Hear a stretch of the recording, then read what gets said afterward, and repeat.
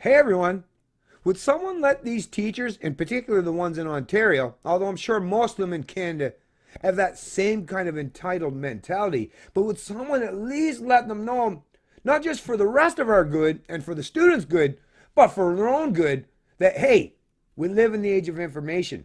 Education is literally at your fingertips today. And at rock bottom prices, I'll add.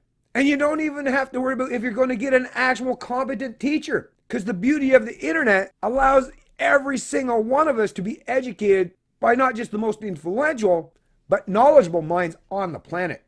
Unlike a classroom that can only sit so many people, internet has the ability to disperse that knowledge, that information to ultimately billions of people in real time at the speed of light. Is comprised of the breadth of human knowledge. You know yourself, just try Googling something and let me know when you find a page that comes back with 0 results. Doesn't happen.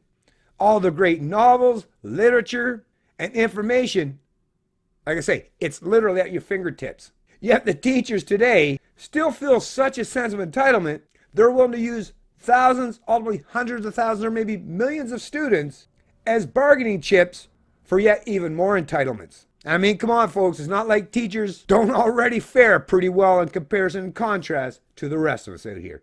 Headline out of CBC News, Toronto, Ontario teachers' unions to challenge law limiting public sector wage increases.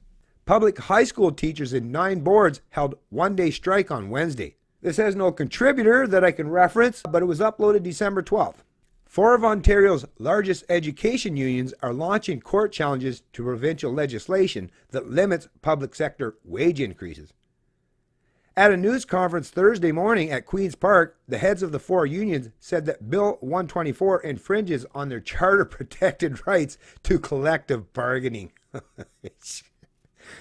That's the thing with these charter rights. The charter right was never meant for this purpose, right? But apparently, they can interpret it. Well, if you get the right lawyers, you can interpret the charter to mean whatever the hell you want it to be, right? The Protecting a Sustainable Public Sector for Future Generations Act, passed this fall, caps public sector wage hikes at an average of 1% annually for the next 3 years. Oh, that's what it is. There's where it is. Oh, finally, they're not going to get wage increases that are compensated in excess of inflation. What they're saying is, oh, if it's only 1% and inflation's higher than that, now they're actually recognizing an economic reality the rest of Canada has had to endure for decades. The average Canadian in the private sector, our wages are stagnant in comparison now going on 4 decades. Meanwhile, the public sector has been getting those adjusted for inflation wage increases all this time. So finally, like I say, finally after all these years, after all these decades, there's even just a slight sniff or a hint that they might have to deal with even a small semblance of the economic realities the rest of us have to, because that's the thing.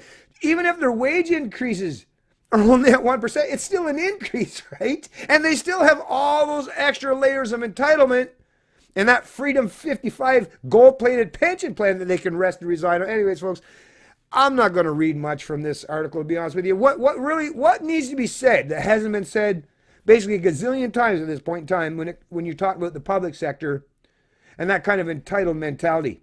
They're so far removed and severed from economic realities that, like I say, these people live in fantasy land, truly fantasy land. And you and I, as the taxpayers, we're the ones that got to live in the real world, which is now basically akin to being a horror show or a horror story. And we're going to be forced, if they win this battle, if the unions and the public sector win in some way, oh, the government loses, but who's the government? The government they change all the time. They don't win or lose anything. No, none of those people have to pay shit. It's you or I going to have to pay for this, whether they win or lose. We always lose when you're talking about the public sector. Well, if you're a taxpayer in the private sector anyways. Once again, folks, another glaringly obvious aspect of the true divide in this country, which represents those who are part and parcel of the ruling class or the connected class and those who aren't. It's Canadian Libertarian, and I love liberty.